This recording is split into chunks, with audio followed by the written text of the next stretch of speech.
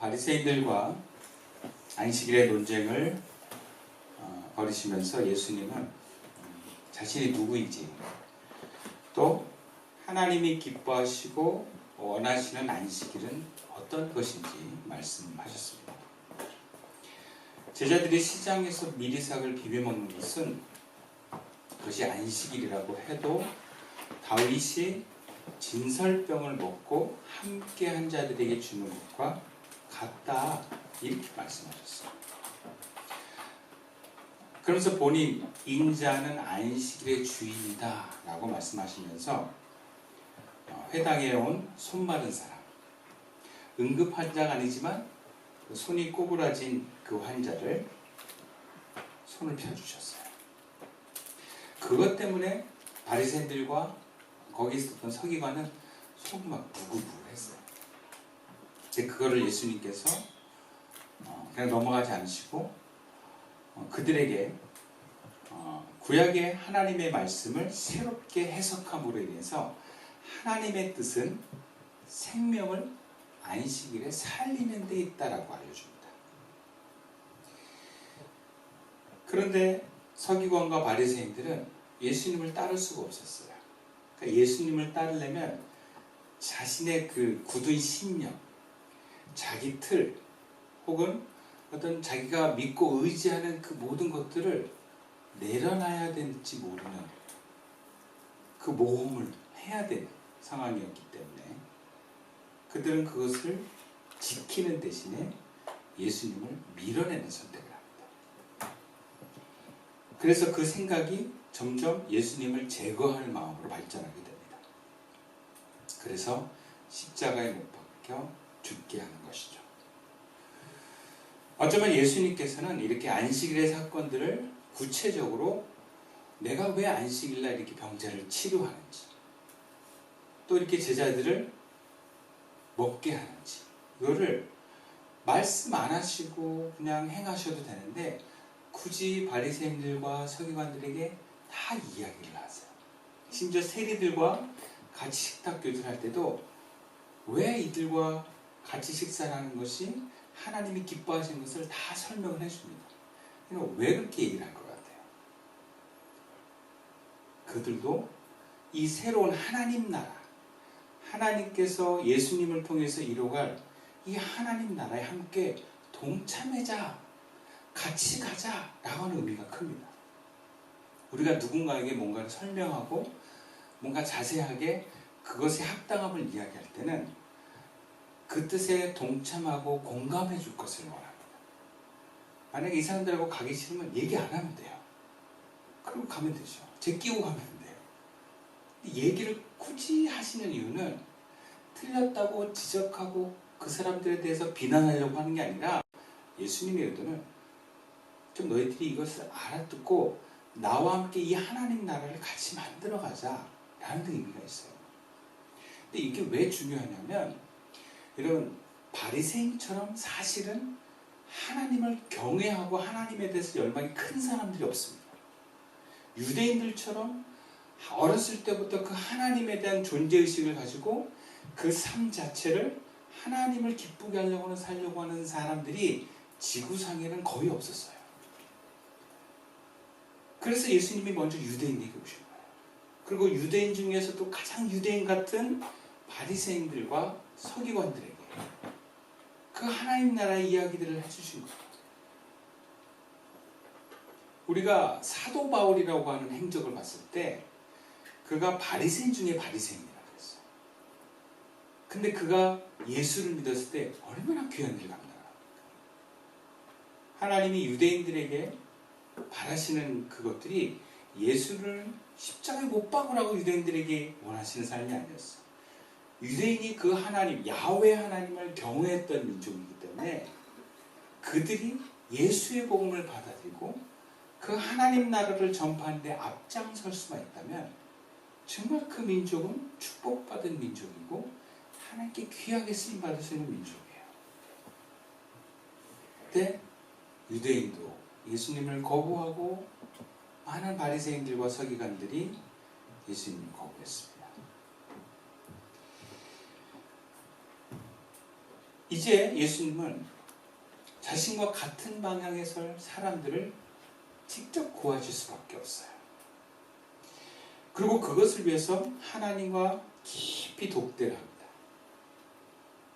그리고 아침이 되자마자 하나님이 말씀하시고 감동 주신 그 사람들을 선택하고 세워주십니다.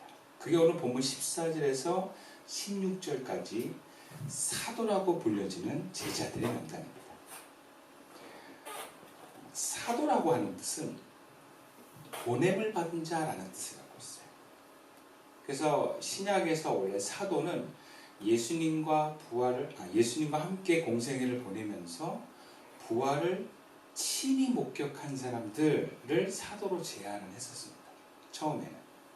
그런데 후에는 바울이나 바나바와 같이 부활하신 예수님을 만나고 또 선교의 명령을 받아서 세상으로 나아가는 전도자를 사도라고 했습니다. 그래서 그 사도의 폭이 일반적인 그리스도인들까지도 해당되기 시작합니다. 그래서 누가복음에는 제자라고 부르기 전에 사도라고 먼저 부릅니다. 그러니까 중요한 것은 이 사도들은 예수님과 같은 방향에 서서 예수님과 동행하는 사람들을 사도라고 말할 수 있어요.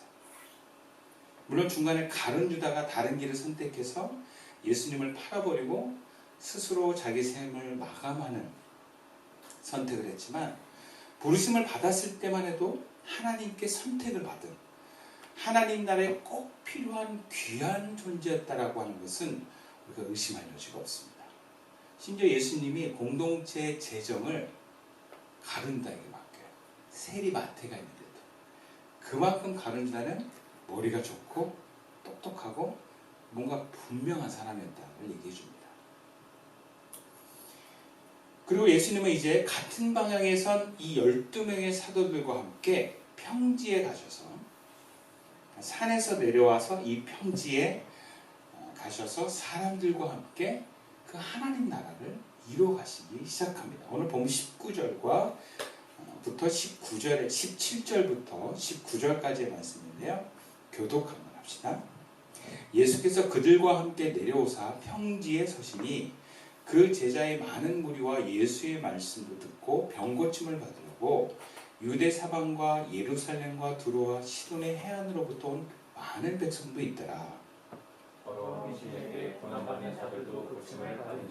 온 무리가 예수를 만지려고 힘쓰니 이는 능력이 예수께로부터 나와서 모든 사람을 낫게 하리라.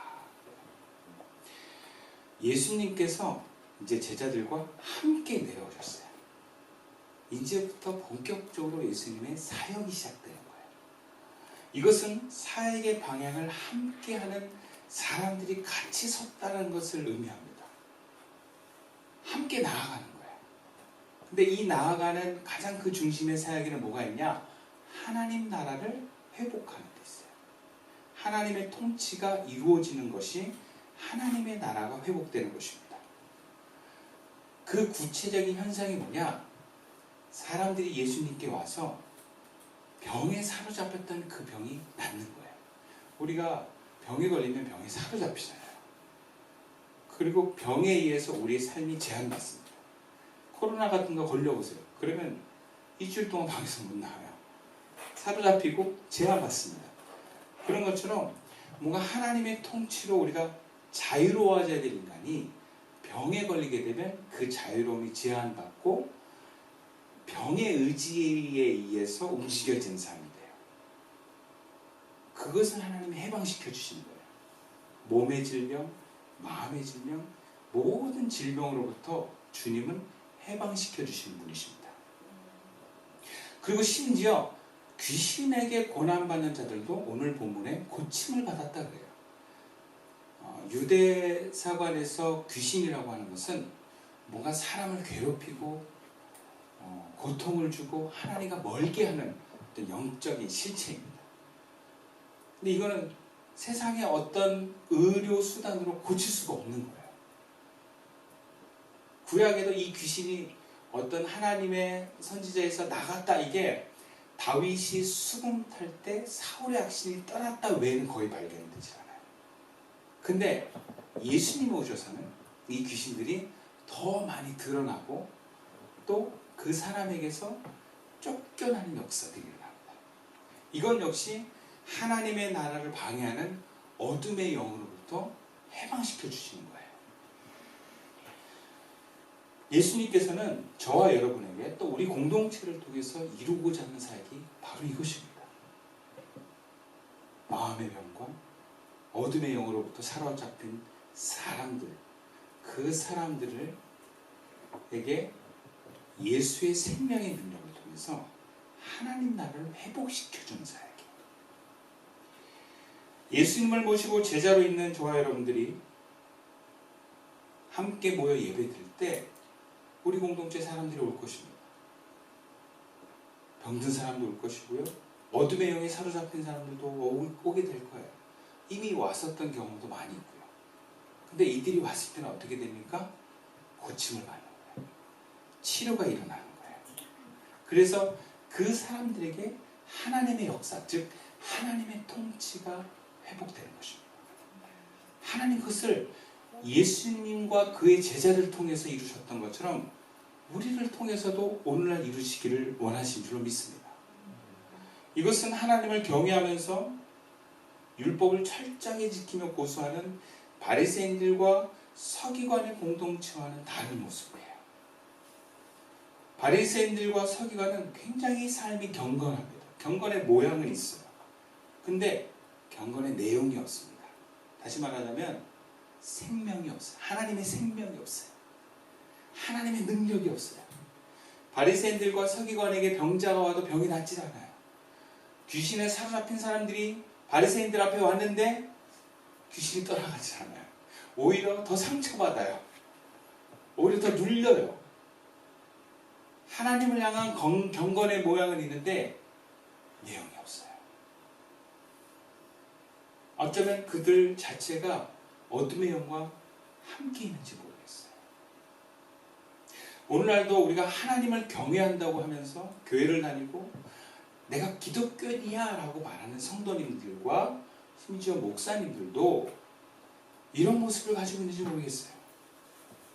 어쩌면 우리도 전에 혹은 지금 이런 바리새인들과 서기관 같은 모습이 있는지 모르겠어요. 많은 교회가 정한 규칙을 이야기하고 예배 참석을 요구하고 여러 가지 교회에 필요한 것들을 해내는데 성도들이 그것을 감당해내는데 이상하게 생명이 흐르질 않아요. 교회를 열심히 다니고 빠짐없이 뭔가 예배를 드리는데 같이 있으면 힘들어요. 생명이 흐르는 게 아니라 분노가 흘러요. 사랑이 흐르는 게 아니라 비난과 정죄가 흐르고 뭔가 불편한 판단이 우리를 경직되게 만들 수 있어요. 치유가 일어나지 않고 어둠의 영이 떠나가지 않습니다. 주여 주여 하고 하나님의 이름을 부르는데 주님의 생명은 정작 흐르지 않을 수 있습니다. 예수님의 새로운 해석에 인색하고 지난날의 해석에 집착하고 자신의 존재감을 지키기 위해서 하나님 나라의 새로운 계획을 반대하고 밀어내는 존재였는지 몰라요. 주님은 자신과 함께할 제자 공동체를 원하십니다. 예수님과 같은 방향에 서서 예수님의 생명의 능력이 나가도록, 치유와 해방의 능력이 나가도록, 자유의 능력이 나가도록 예수님과 같은 방향에서 함께 일하는 성도와 제자와 사도들을 찾고 계십니다. 이것은 단순히 교회라고 하는 건물에 오는 사람들을 얘기하지 않습니다. 예수님의 부활 사건 이후에 여러분 예수님은 우리 안에 계신 줄로 믿습니다. 두세 사람이 예수의 이름으로 모인 곳에 함께 계신 줄로 믿습니다. 그곳에 온 사람들에게는 예수님의 생명과 예수님의 능력이 나가는 줄로 믿습니다. 그것은 우리 교회라고 하는 공동체 사람이 와도 주님의 생명의 능력이 나가고 여러분 개인에게 만나지는 사람들에게 대해서도 생명이 나가고 또 어둠의 영을 몰아내는 권세가 나갈 줄로 믿습니다. 예수님은 분명 우리와 세상 끝날까지 함께 하셨다고 말씀하셨습니다.